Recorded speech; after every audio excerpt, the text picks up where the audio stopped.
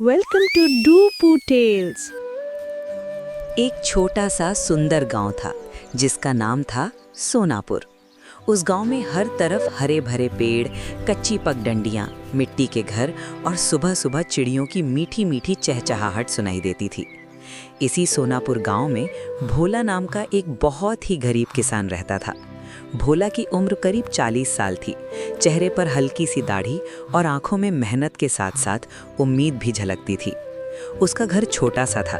छत पर पुरानी खपरेहें थीं और आंगन में बस कुछ मटके और एक टूटा सा हांडा रखा रहता था। भोला के परिवार में उसकी पत्नी सीता, बेटा गुड्डू और छोटी बेटी गुड़िया थे। उनके पास ज़्यादा कुछ नहीं था, लेकिन भोला का दिल बहुत बड़ा था और वो ईमानदारी से मेहनत करता था।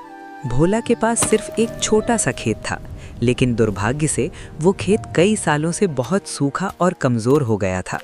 मिट्टी में दरारें पड़ चुकी थीं, घास भी ठीक से नहीं उगती थी और हर साल फसल खराब हो जाती थी। फिर भी भोला रोज़ सुबह सूरज निकलने से पहले उठता, खेत में जाता, हल चलाता, बीज बोता, पानी लाने की कोशिश करता और पसीने से मिट्टी को सींचता रहता। कभी कभी वो खेत के बीच में खड़ा होकर आसमान की तरफ देखता और मन ही मन प्रार्थना करता कि हे भगवान, इस बार मेरी फसल अच्छी हो जाए, मेरे बच्चों को भरपेट खाना मिल जाए। गुड्डू अक्सर अपने पापा के साथ खेत में आता और नन्हे हाथों से मिट्टी में पानी डालने की कोशिश करता। भोला उसे प्यार से देखता और सोचता कि मेहनत करके बच्चों का भविष्य अच्छा बनाना ही उसकी सबसे बड़ी खुशी है। लेकिन सोनापुर गांव में एक बहुत ही अमीर किसान रहता था, सेठ धनराज। सेठ के पास बड़े बड़े खेत, बैल, नौकर और खूब पैसा था। वो हमेशा गरीबों को नीचा दिखाता और भोला का मजाक उड़ाता रहता। जब भी वो भोला को सूखे खेत में मेहनत करते देखता तो हंसकर कहता, अरे भोला, तेरे खेत में तो हवा भी सूखी है, फसल कहाँ से आएगी? मेहनत छोड़ और मेरे खेत में मजदूरी कर। उसके नौकर भी हंसते और भोला का मन दुख से भर जाता, लेकिन भोला कुछ नहीं बोलता। वो जानता था कि जवाब देने से पेट नहीं भरता, मेहनत से भरता है। एक दिन बहुत तेज गर्मी थी। खेत की मिट्टी इतनी सूखी थी कि हवा चलती तो धूल उड़ती। भोला थककर खेत की मेड़ पर बैठ गया और अपनी पगड़ी से पसीना पोंछने लगा। उसकी आंखें नम थीं क्योंकि घर में अनाज बहुत कम बचा था। तभी उसे सामने से एक बूढ़ी दादी आती दिखी। उनके चेहरे पर बड़ी प्यारी मुस्कान थी और हाथ में एक पुरानी सी कपड़े की पोटली थी। दादी धीरे धीरे भोला के पास आई और बोली, बेटा, इतना दुखी क्यों है? भोला ने उन्हें अपने दिल की सारी बात बता दी कि मेहनत करता हूँ पर फसल नहीं होती, बच्चे भूखे सो जाते हैं और लोग मजाक उड़ाते हैं। दादी ने भोला की बात सुनकर उसे प्यार से देखा और बोली, मेहनत करने वाले इंसान पर भगवान बहुत खुश रहते हैं बेटा, लेकिन कभी कभी भगवान परीक्षा भी लेते हैं ताकि इंसान के दिल की सच्चाई सामने आए। फिर दादी ने अपनी पोटली खोली और उसमें से 3 चमकते हुए बीज निकाले। वो बीज इतने चमक रहे थे जैसे उनमें सोने की रोशनी छुपी हो। भोला हैरान रह गया। दादी ने बीज भोला के हाथ में रखकर कहा, ये बीज जादुई हैं, इन्हें अपने खेत में बो देना, पर ध्यान रखना, जब फसल उगे तो सबसे पहले ज़रूरतमंदों को देना। लालच मत करना, नहीं तो जादू खत्म हो जाएगा। भोला ने तुरंत हाथ जोड़कर कहा, दादी, मैं वादा करता हूँ, मैं कभी लालच नहीं करूँगा।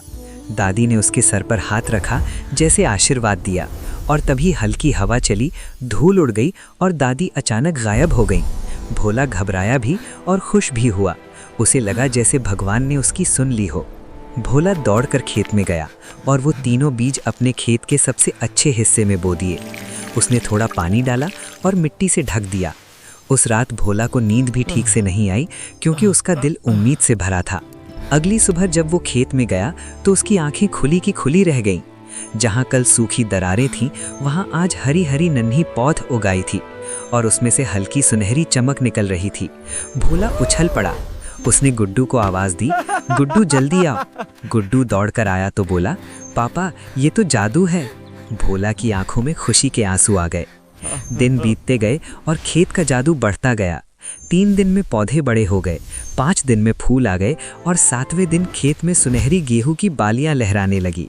ऐसा लग रहा था जैसे खेत ने सोने की चादर ओढ़ ली हो। पूरा सोनापुर गांव देखने आ गया।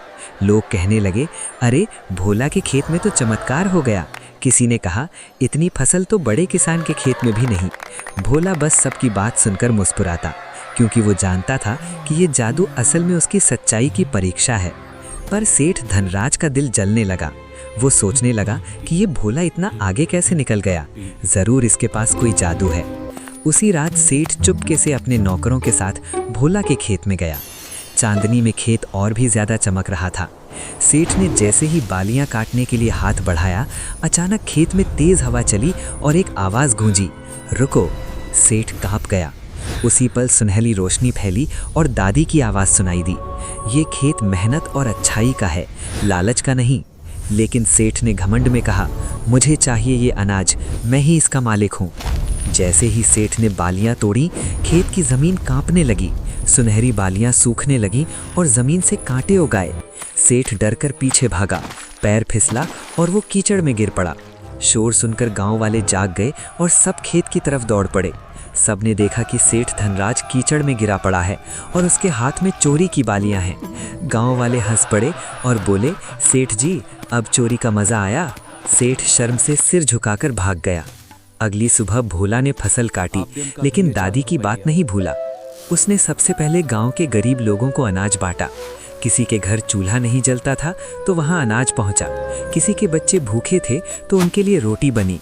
फिर भोला ने मंदिर में दान किया और अपने बच्चों को भर पेट खाना खिलाया।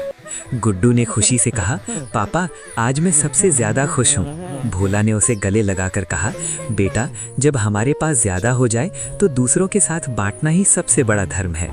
कुछ दिनों बाद वही दादी फिर आईं। भोला इस बार डर नहीं रहा था, बल्कि खुशी से उनके पैर छू रहा था। दादी बोली, भोला, जादू बीजों में नहीं था, जादू तुम्हारे दिल में था। अब खेत की चमक धीरे धीरे कम हो जाएगी, लेकिन फसल हमेशा अच्छी होगी, क्योंकि तुम मेहनती हो और सच्चे हो। सच में कुछ दिनों में खेत की चमक कम हो गई, लेकिन मिट्टी पहले जैसी सूखी नहीं रही। अब खेत में हरियाली रहने लगी और फसल हर साल अच्छी होने लगी। भोला समझ गया कि असली जादू सोने जैसी चमक नहीं, बल्कि मेहनत, ईमानदारी और दूसरों की मदद है। और तभी से सोनापुर गांव में एक बात मशहूर हो गई, भोला का खेत जादुई नहीं, भोला का दिल जादुई है। सेठ धनराज ने भी सीख लिया कि लालच इंसान को गिरा देता है और मेहनत करने वाले का मजाक उड़ाना सबसे बड़ा पाप है। भोला अपने परिवार के साथ खुशी से रहने लगा और हर बार फसल आने पर सबसे पहले जरूरतमंदों को जरूर देता। अगर मजा आया हो तो लाइक और शेयर जरूर करना और सब्सक्राइब करना मत भूलो। बहुत सारी नई कहानियां आ रही हैं।